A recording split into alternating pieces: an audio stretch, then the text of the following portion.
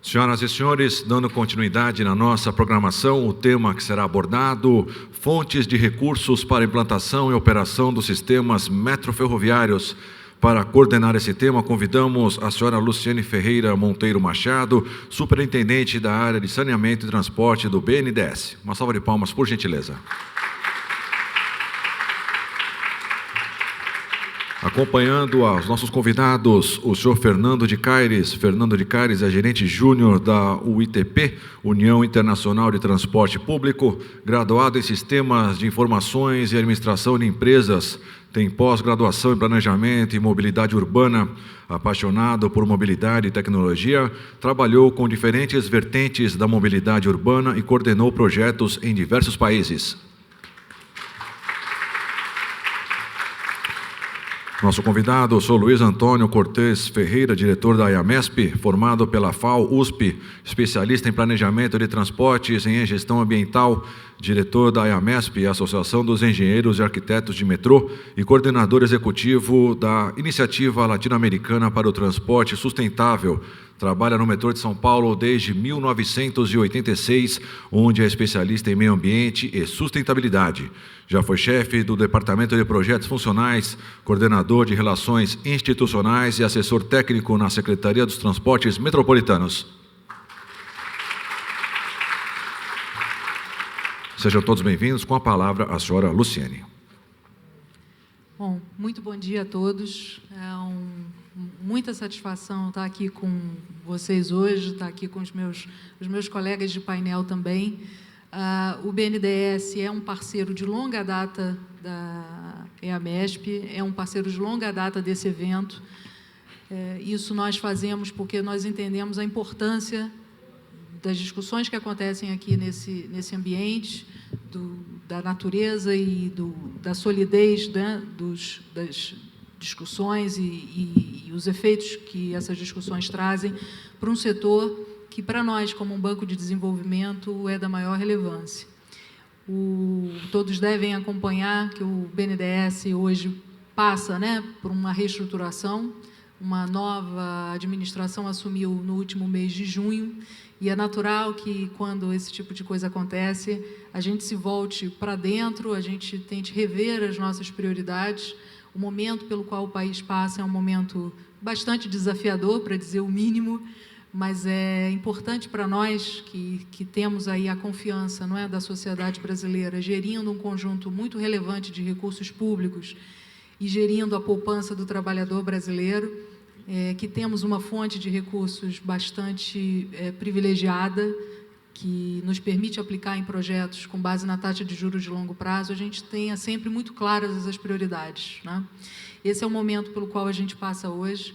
Hoje nós estamos, na gestão da presidente Maria Silvia, fazendo uma revisão profunda nas políticas operacionais do banco, no sentido de garantir que esses recursos são colocados em projetos e intervenções que geram o maior conjunto de externalidades e benefícios ao interesse público possível.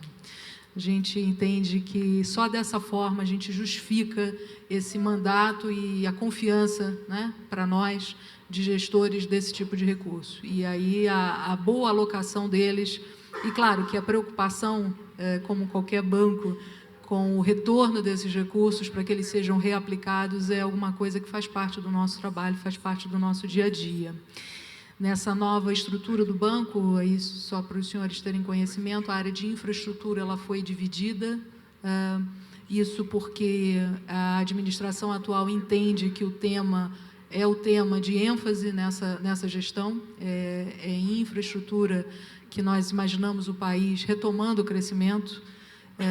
Existe, claro, uma ponta externa, um aproveitamento da ponta externa, de demanda externa, via exportações, que é um outro possível motor para essa retomada, mas nós entendemos que internamente a ênfase em infraestrutura é alguma coisa que nós precisamos nos dedicar, e nós internamente, em termos das nossas estruturas, estamos nos colocando de forma mais adequada para isso. Então, a anterior área de infraestrutura social do banco teve suas atribuições distribuídas, e hoje eu tenho muita satisfação de estar à frente de uma divisão no banco que trata, então, de saneamento, transporte, logística e mobilidade. E fico muito satisfeita que nessas conversas internas, o tema que é tão caro aí aos senhores, é tão caro a todos nós, o tema da mobilidade urbana, tenha novamente ganho a prioridade necessária, né? Ou seja, da nossa forma de operar, como é que a gente vê isso? A gente vê nas condições financeiras mais favorecidas a projetos em termos de prazo, em termos do nível de participação do banco. É assim que o banco tenta demonstrar prioridade, né? Nessa gestão, eu diria que também um outro passo se agregou, além do nosso papel na estruturação dessas operações, que já é um papel clássico, um papel que o banco tem tentado exercer aí nos últimos anos. Nós estamos, junto com o governo federal, participando de forma mais intensa da modelagem de processos de concessão, da modelagem e estruturação prévia, tentando assegurar que nós tenhamos bons projetos, né? Tenhamos bons projetos para nós e para o setor privado poder financiar. A gente sabe que esse é um dos entraves importantes. Esse painel aqui vai se dedicar à questão das fontes de financiamento, vai tentar olhar para experiências recentes, e eu estou certa que também há experiências internacionais sobre o tema, e nós, como Banco de Desenvolvimento, entendemos que temos um papel, mas ele não pode ser o único papel, né? Ele não pode ser a única sustentação de investimentos dessa natureza. É claro que entendemos que estar lá e ser uma âncora para projetos dessa natureza é relevante para a atração de outros investidores, de outros arranjos, mas de fato, o tanto que precisamos fazer e os volumes que precisamos deslocar, dificilmente uma única instituição sozinha teria a capacidade de dar conta, né? E, não obstante, nós estamos muito felizes com a nossa performance em relação ao setor. Nos últimos, talvez, aí 10 anos, nós saímos aí de uma média em termos de desembolso que não chegava a 200 milhões de reais para o que nós tivemos ano passado, aí da ordem de 6 bilhões de reais em projetos de trilho, né? Seja metro, seja ferroviários, enfim, e trens. Isso, a nosso ver, realmente é uma demonstração concreta e cabal de que o banco, de fato, usa recursos e privilegia esse segmento em mais de 19 projetos no setor, alguns projetos emblemáticos, que eu sei que no dia de ontem foram abordados aqui, de que o banco teve satisfação de participar. Então, nosso objetivo é seguir atuando, é seguir colaborando para melhor estruturação, para boa estruturação desses projetos. Acho que é essa mensagem inicial que eu queria trazer. Queria contar, claro, que com os meus parceiros aqui de painel, né, para trazer uma mensagem nesse sentido e, portanto, acho que é um momento de abrir espaço aqui para Luiz Antônio e Fernando, no sentido de que a gente possa ter elementos adicionais nessa discussão de como financiar projetos dessa natureza. E, ao fim, depois de talvez 20 minutos de cada um, a gente traga aí algumas considerações. Pediria também a ajuda de vocês, por intermédio de comentários e de perguntas, para a gente tentar extrair desse painel aí o que pode ser uma boa orientação para nós, como quem lida com esse tema, né, do financiamento, do desafio de financiar esses projetos no dia a dia. Então, não sei, Fernando, por favor, talvez você quisesse nos trazer aí algumas considerações. Com uma apresentação, então, falará lá do púlpito.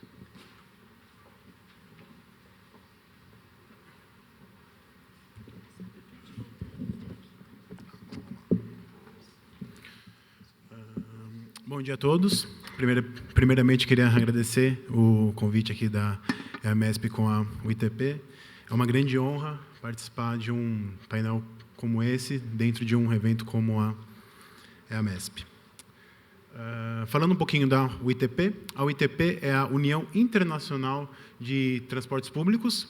Ela, na próxima semana, está completando 135 anos, já é uma senhora já. Ela tem a sua sede em Bruxelas e tem 15 escritórios regionais espalhados pelo mundo. Isso permite com que a gente consiga estudos, atender a demanda dos membros com mais eficiência. Então, se alguém precisa de alguma informação específica ou de algum tema específico, por meio da nossa rede, a gente pode contactar o escritório responsável e aí conseguir atender essa demanda. Além dos nossos escritórios regionais, a UITP ela está dividida por divisões, por modais, ônibus, VLT, metrôs, trens de subúrbio. A gente tem as nossas comissões temáticas e a gente tem outros grupos de trabalho. O que eu vou comentar um pouquinho aqui hoje tá dentro do guarda-chuva do grupo de Economia e Transporte. Esse grupo de Economia e Transporte, ele tem 27 membros de 17 países diferentes e ele é responsável por fazer estudos, atividades, seminários, sempre nesse tema. Então, o que eu vou apresentar para vocês aqui hoje são algumas boas práticas que eles estão promovendo e que eles indicaram que seria interessante dentro de uma cesta de ferramentas para se financiar o transporte público. Também comento que a gente está com esse grupo de economia aqui na América Latina. Nós já tivemos uma reunião virtual, então a gente convida algum país, algum sistema que tem um case interessante para conversar conosco, e nós já tivemos também uma reunião presencial. Até quem está coordenando esse grupo é o nosso vice-presidente honorário, o senhor Jurandir Fernandes. Aqui estão alguns temas que esse grupo está trabalhando atualmente. Eles são 5 pontos. O gerenciamento de demanda no pico, arquiteturas de financiamento, gerenciamento de risco, digitalização e taxa de retorno por desempenho do sistema. Entrando um pouquinho aqui no nosso tema, a gente começa a falar dos financiamentos de transporte público. Então, a gente sabe que com as nossas cidades, com as nossas grandes metrópoles, com a demanda que a gente tem, está cada vez mais difícil entregar a qualidade para o nosso usuário ou para o nosso passageiro. Importante dizer também que, além do crescimento da demanda dos passageiros, demandas como a digitalização, a conectividade, demanda por melhorias no transporte público também levam os nossos custos para cima. E, em contrapartida, a gente tem que tentar buscar, é o que eu vou comentar aqui agora, a gente tem que ser criativo para financiar o nosso sistema.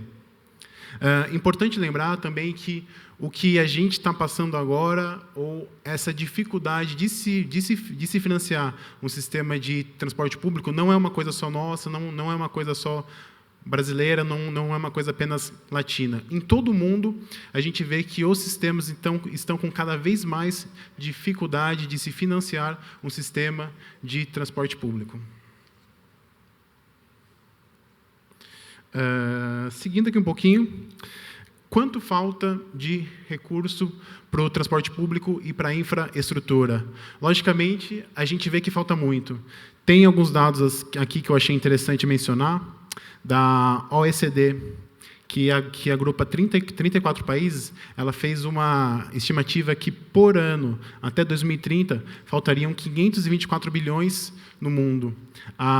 O Fórum Econômico Mundial estima que, no mundo, seja necessário de investimento em infraestrutura alguma coisa como 1,4 trilhão. E a Agência Internacional de Energia fala em algo como 1,12 trilhão. Foi feito um estudo aqui no México e eles levantaram que para as 39 cidades mexicanas, seriam necessários 88 bilhões para se atender a demanda por infraestrutura que eles têm lá. E na Alemanha, a gente achou interessante pontuar também que para manutenção e a operação dos sistemas até 2020 seriam necessários 9,2 bilhões de recursos adicionais. Porém, novos modelos de financiamento estão surgindo no mundo. Há que ser cada vez mais criativo. Então, tem alguns exemplos aqui. Londres. Londres tem um plano para financiar o seu sistema de transporte público com base em venda de cotas. Los Angeles. Tem como base financiar o seu sistema de transporte público com base em venda de cotas. Eles esperam receber por volta de 40 bilhões de dólares. Londres, aqui no projeto